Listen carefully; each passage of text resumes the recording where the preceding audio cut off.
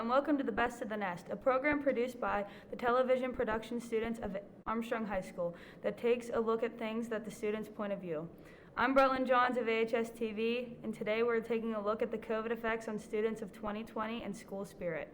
First up, our own Gavin Grafton sat down with Scott Craddy and Mr. Zablocki to talk about the COVID effects on the students of 2020.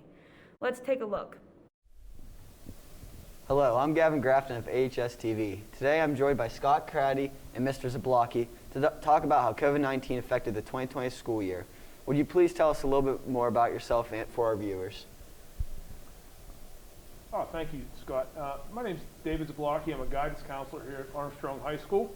I counsel students with the last names SH through Z, and I've been here at Armstrong for the past 6 years. Scott? I'm Scott Craddy. I'm a senior. I am in class cabinet and in TV club, and that's about it. Thank you. We're now going to take a closer at what the students and teachers of AHS have to say. Hello, I'm Logan from AHS-TV, and today we're taking a look at how COVID affected the students of 2020 school year. Let's see what AHS has to say about it. So how were you personally affected by COVID-19? Well, I got COVID for Christmas last year. It was the loneliest holiday I had in my lifetime. I'm 51 years old, and I've never been alone on Christmas Eve, Christmas Day, New Year's Eve, New Year's Day. Well, Logan, I actually got COVID last November, right around the time of the election. And from my experience, I can tell you that it is the sickest that I've ever been. I wasn't in the hospital or anything like that, but it put me down for the better part of 2 weeks. And it took, I'd say, about a month before I actually felt like I was completely over it. Restricted me to a lot of things like sports and stuff. Some of the games got canceled for basketball. And it was just like a lot of hectic stuff. Okay. And how has online learning affected you? It was pretty bad. Didn't do most of my work.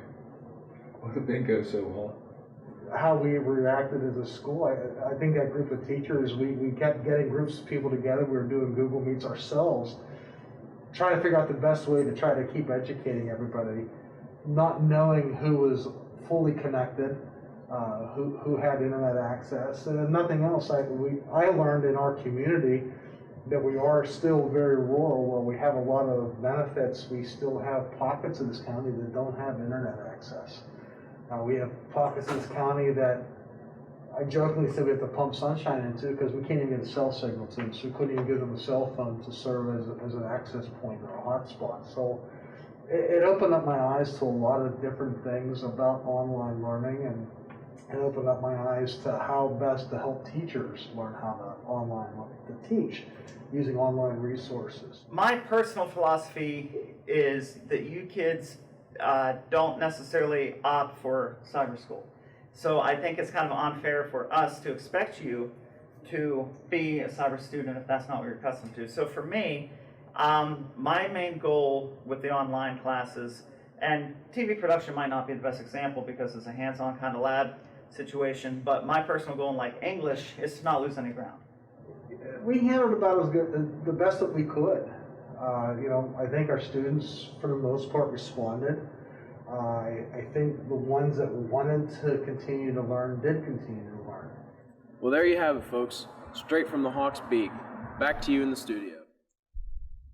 Thanks, Logan. I'm Gavin of AHS-TV. For those of you just joining us, I'm joined here today by Mr. Zablocki and Scott Craddy to talk about how COVID-19 affected their students and them personally. So, Mr. Zablocki, has COVID-19 affected you personally? I would say yes, it has. On a personal level, I guess as a counselor, it's affected me. But personally, in my personal life, it's affected me in the way I guess my family functions. I think it has, yes. I feel like I can expound upon that a little bit if you'd like to, you can. Yeah, my family and I travel in a camper quite a bit, and a lot of people decided to do a lot of outdoor activities, and suddenly the things that we started doing years ago became congested due to the fact that people could no longer do maybe group activities at ballparks and football stadiums and things like that. A lot of people started camping and doing more outdoor activities and stuff, so which is good. It's healthy, but it's just for someone who's done it for such a long time, and it's kind of very solitary type of thing. You run into a lot more people. As far as COVID-19 affecting my family directly, we haven't had anybody have any loss of life or anything, but my mother, she did contract COVID-19, and I always say, my mom's too mean for COVID-19 to beat her, so she's a great person, but she's too tough. She's a very tough woman, and I think I get a lot of my mental toughness from my mother. But it affected her, but she came through it. She's okay. So, unfortunately, I did not lose any close relatives due to it. But I have a lot of friends that I did have to attend some funerals for. So it did affect me personally. Scott, how did it affect you personally? I mean, I haven't seen my brother in a year, over a year actually. It's been since July of last year. And I mean, who hasn't been affected by COVID? There was such a long period of time where you really couldn't go outside or do anything. Just trapped inside all day, which admittedly isn't too different from my everyday life, but just the fact that I don't have that option, or I didn't have that option rather, it was just a very bizarre scenario. Just halted your everyday life. Yeah. Thankfully, no one in my family ever got COVID. My grandparents are 87, which is, thank God they didn't get it, because they almost undoubtedly would have passed away from that. I guess that's about it for me. All right, we'll go to the next question. Generally speaking, how would you describe the 2020-2021 school year given the challenges presented by COVID-19? Oh boy, what a good question, Gavin. I was grateful to have a 2020-2021 school year last year, given what transpired on March 13th, 2020. Grateful to be able to even have students here. I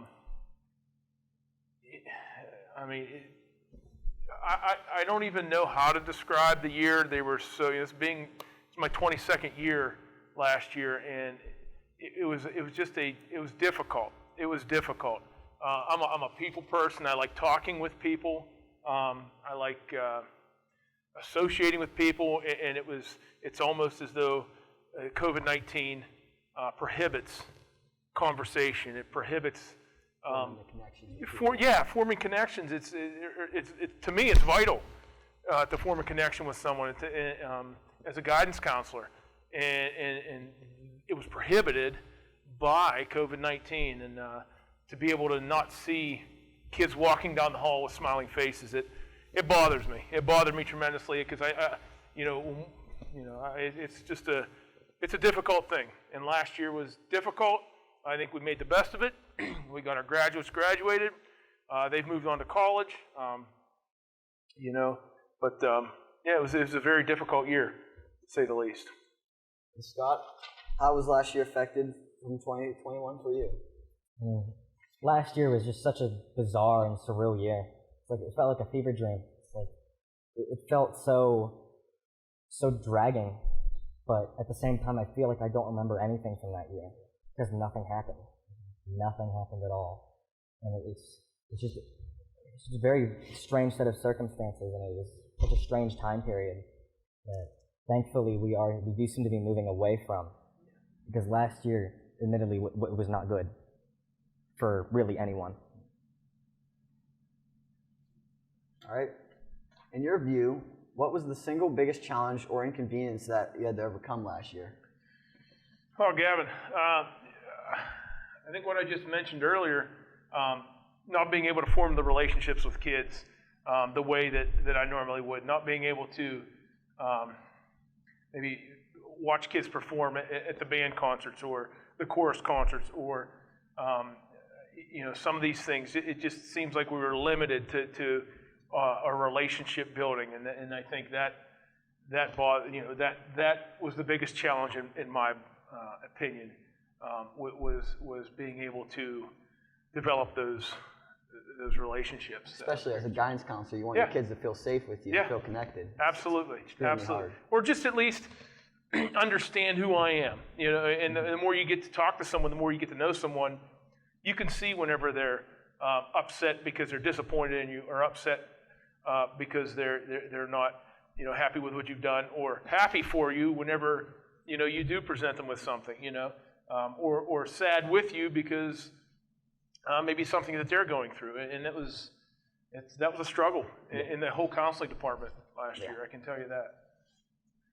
Scott, what was your biggest challenge of the last year? For me, the biggest challenge was just being in and out of school so frequently. I could never adapt. It's like I would be in school for maybe 3 weeks. I would get used to that. Then you're out again. 3 weeks after that, you get used to it. No consistency. And it's really hard for me because I have ADHD and a really not very good attention span.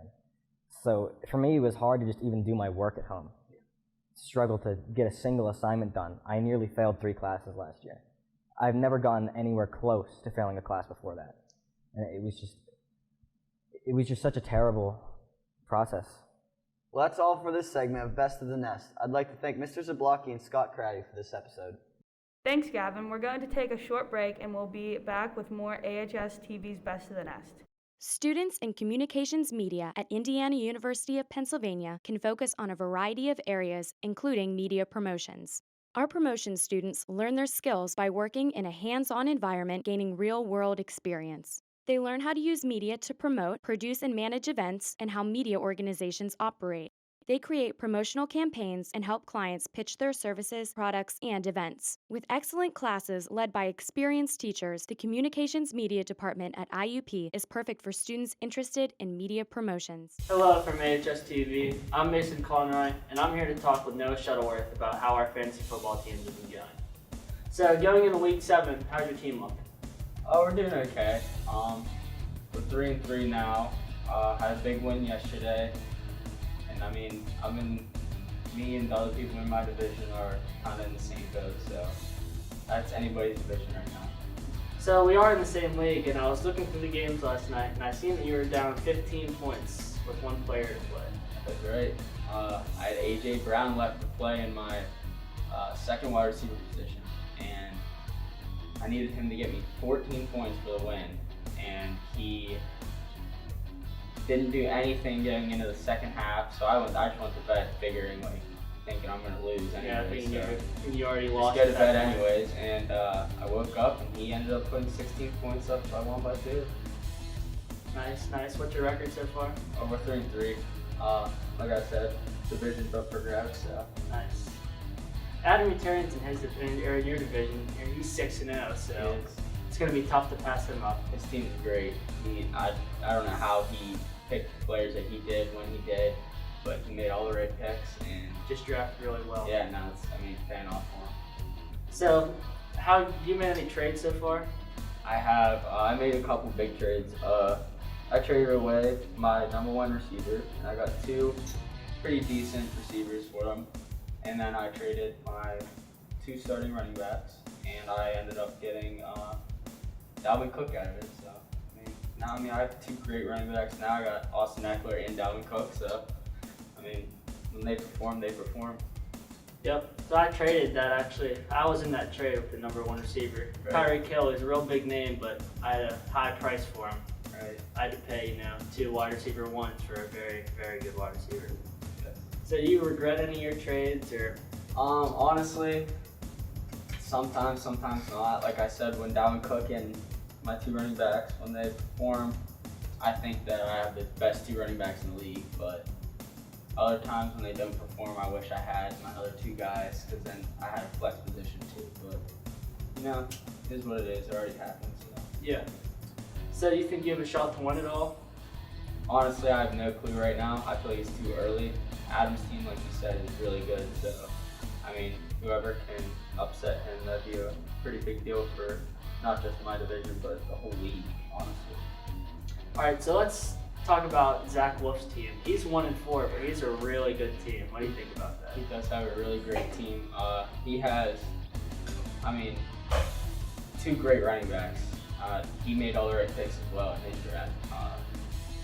We usually clown him for having one of the worst teams, and now he just, I don't know what's going on, but his team's really good, but they can't seem to win any games. Yeah, I feel like he has a really good team, but he's just, played guys who scored a lot of points on him every week. It just seems like. I was actually that one loss. Really? His one win, I was.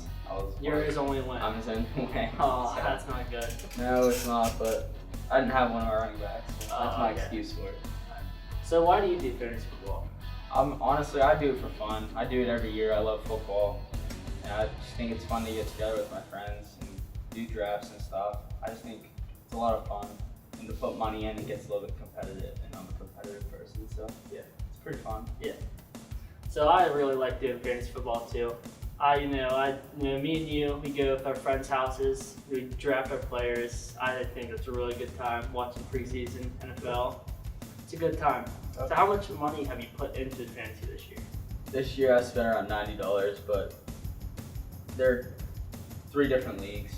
One league I paid $40, another league $50, and another one $10. So, I put the money in, but at the same time, if I win, I cash out like $1,000, a little more than $1,000. So. Yeah, I also put in $90 this year. Yeah. But if we win both of those leagues, we get over $1,000 in price. So yeah, small risk, high reward type thing. Yep, that's how it is. Yep. So, what's your record this year? 3-3. Who do you play this week? This week I think I have Zane Lasher, and his team is terrible. So you think you have a benefit here? You think you're gonna win? I do, but I don't. My starting quarterback and 2 of my starting running backs are out, so I'm working off the waivers right now. I'm trying to pick up some guys to hopefully get the win, but like I said, his team is very good, so I think there's a little bit of hope. All right, so that's all we have for today, folks. Thank you.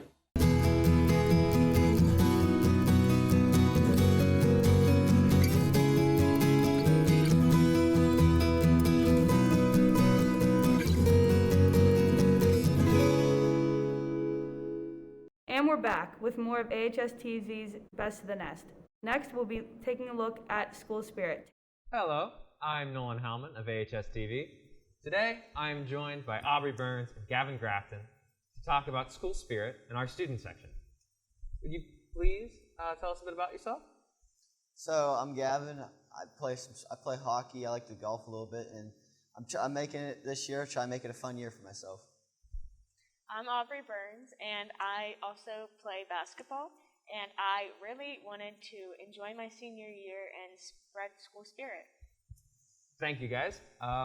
So we are now going to take a little closer look at our fall sports. Hello, I'm Jessica Hinter of AHS-TV, and today we're taking a look at fall sports. Let's see what AHS has to say.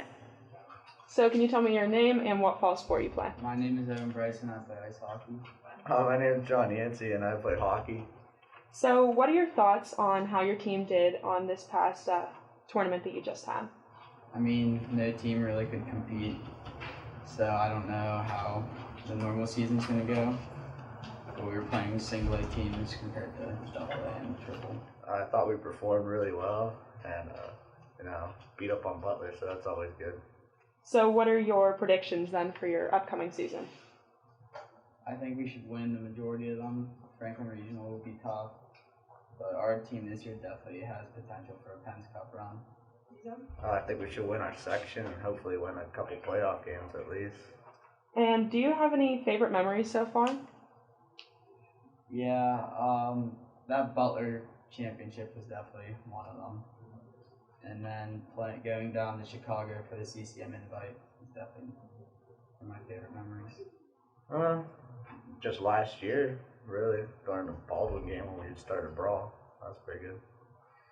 Can you tell me your name and what fall sport you play? Isaiah Brown, and I play football.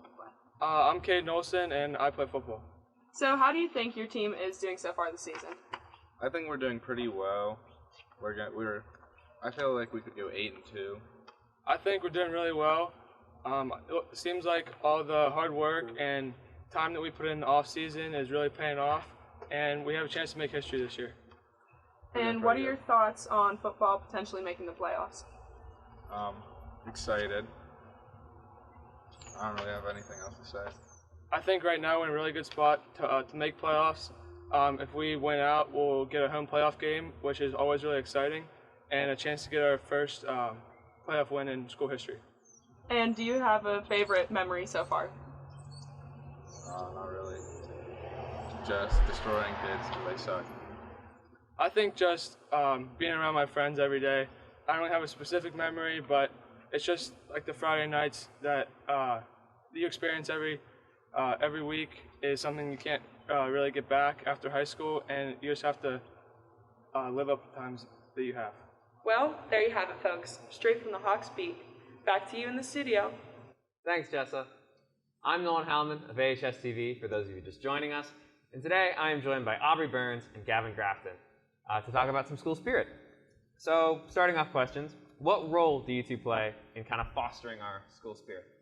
So this year I try to make it to most of the football games and some of the volleyball games and other sporting events, and I just try to keep the students in the game and try to start some chants up and just enjoy our themes and have fun. For me, I also try to attend every sporting event I can. I enjoy decorating it to match the themes, participate in the themes, and spread some enjoyment of the sport. Yeah, and I think you guys do a pretty good job of that. Next question. So what made you guys want to take these roles? So honestly, I just like having fun and just having a good time with people. I like being outgoing. So I thought it would be fun just this year to enjoy myself, wear the themes, and just have fun with the student section.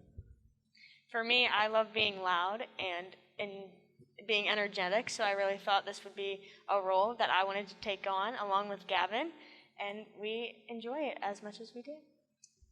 So obviously, the student section that we have at our football games and our hockey games, it brings a certain atmosphere. How do you guys feel about that atmosphere?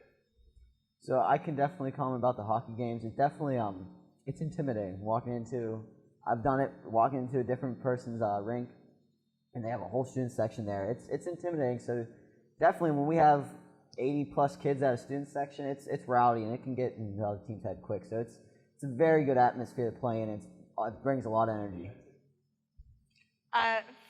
I think like the atmosphere is just so positive and so energetic, and it really just keeps not only the team but everybody else there up and in a good mood, and it just always helps the team win. Yeah, I think I'd agree with that.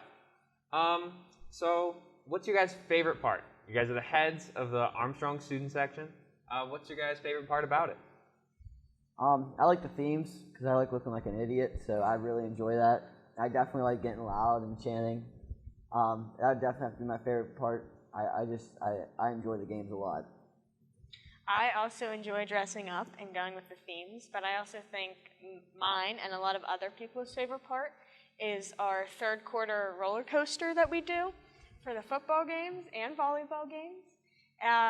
It's just a blast, and it's fun to scream and chant and jump around. Yeah, I always have a good time when I go, so I'm glad you guys do that. So we talked about kind of what goes on right now. For the future, do you guys have any advice, any plans for to make the student section better than it ever has? Well, the underclassmen are definitely going to have to step it up. I mean, the seniors have definitely had a big role. We're very loud this year, but I think if we keep going how it is, I think it could be very good. If we could get some more heads at the games, the more kids you get there, the better it's going to be. The more you're going to enjoy it. So. Aubrey? I agree. I just think it's about being as loud as you can and having as many people. It's really important for the team and for the fun of the student section. Yeah. So this one's kind of a fun question. So obviously you guys are both seniors. And when we talk about senior superlatives, both of you guys are nominated for Most School Spirit. So I was just going to ask, which one of you has the most school spirit? Her. I mean, I was going to have to give it to Gavin, but humbly I will take that. I definitely think Gavin always participates in the themes the most, and he's always there to tell me what's going on if I don't know. It really helps me out. She's put a lot more into it. Like, I don't know how much money she's put on face paint alone this year, but she definitely puts a lot more into it than me. She makes sure everyone's going with the theme when they're at the game. So that's always fun. Yeah, I think you guys both are. I don't think I could think of anyone better to lead our student section at the football games and the hockey games. And I'm very excited for not only playoffs for football if we make it, but also the hockey season. I think we're all going to have a really great time. So thank you guys so much for coming out. I really do appreciate it. I think this is a great time. And that, I think, is all for this segment of Best of the Nest. I'd like to thank, once again, Aubrey and Gavin for joining me today to talk about all this school spirit. Well, that's our show for this week. Best of the Nest is produced by students enrolled in the television production courses at Armstrong High School. Join us again next time for the look at what is happening in and around Armstrong High School from the students' point of view. Until then, from our nest to yours, have a great week.